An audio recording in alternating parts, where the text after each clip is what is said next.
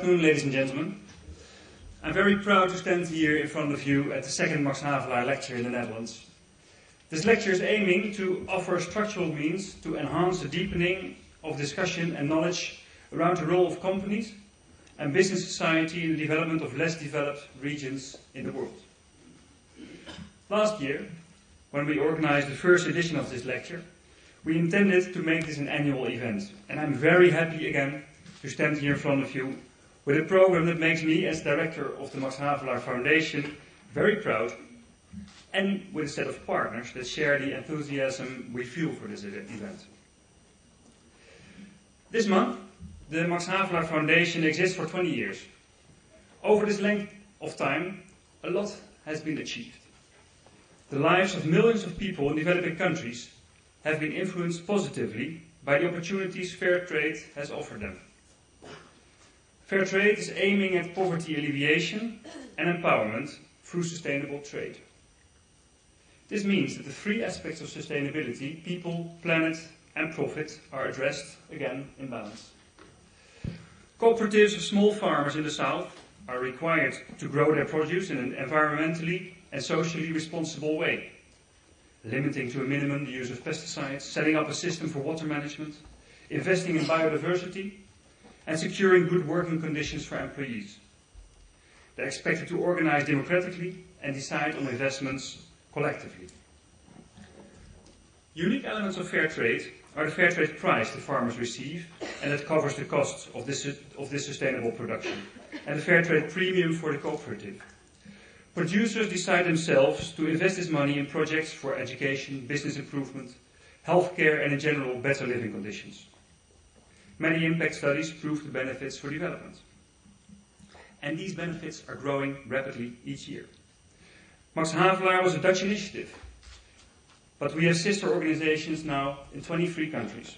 A wide range of products, and sales are expected to amount to a value of €3 billion this year. But this has not been the only achievement of fair trade.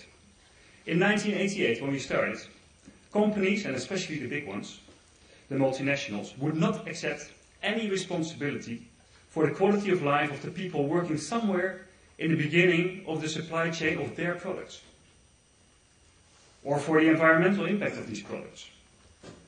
Nowadays, as we saw before, almost all of these companies accept their corporate social responsibility and report on their impact and achievements. And I'm convinced that Max Havelaar and fair trade in general have played an important role in setting this agenda.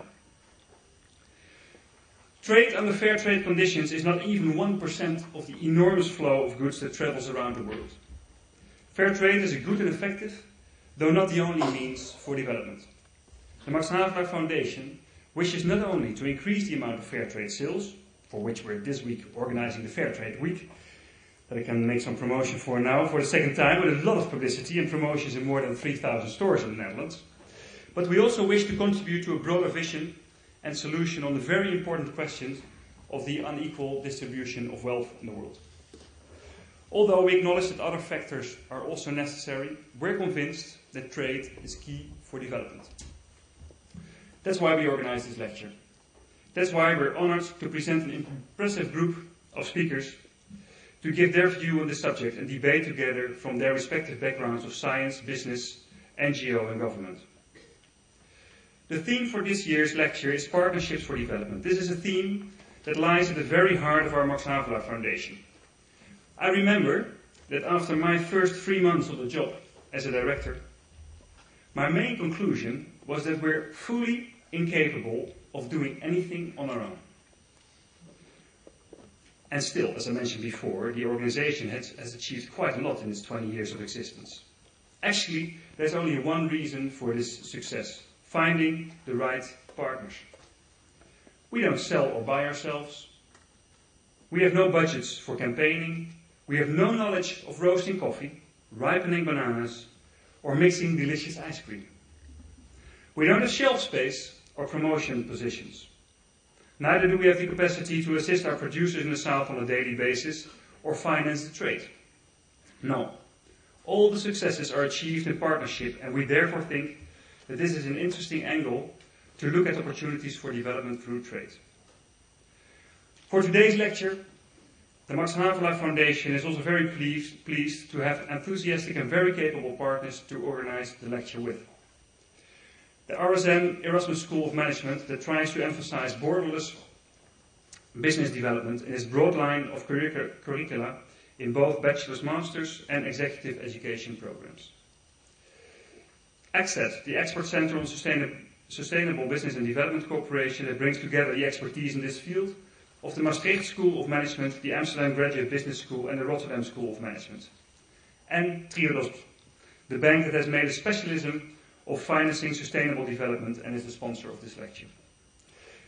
Ladies and gentlemen, I wish you a very interesting and enjoyable afternoon with the speakers and their debate, which, as you've seen, will be led by Professor Rob van Tilburg. Thank you very much.